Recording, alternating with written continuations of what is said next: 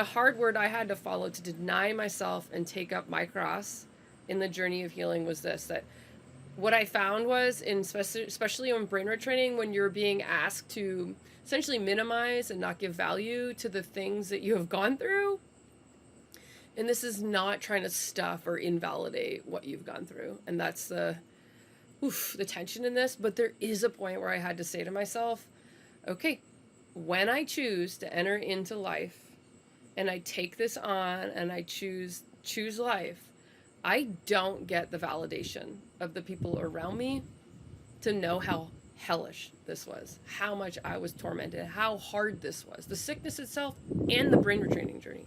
I don't get that. But what would I rather have? Would I rather have their validation about my suffering, or do I actually want to get well?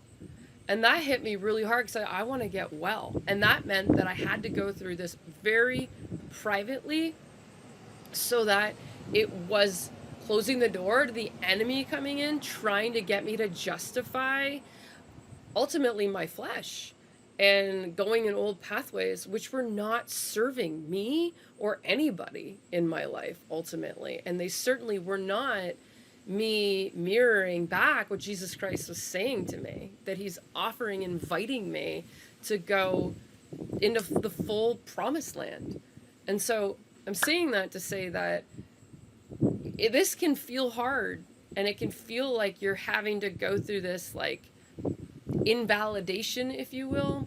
You're welcome to stay there and to feel like people need to know, or that you need to just remember how hard this is. And I get it, that sometimes it's helpful just to be like, hey, this has been really hard. I get that. And I'm not saying that.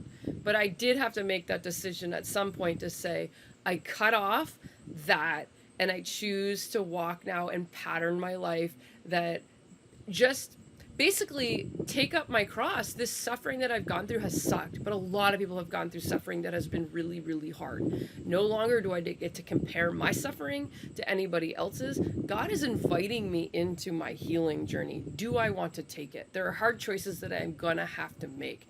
And one of them is to choose to minimize my suffering, to choose that this isn't as hard as it feels like it is, that this is a one perspective of it.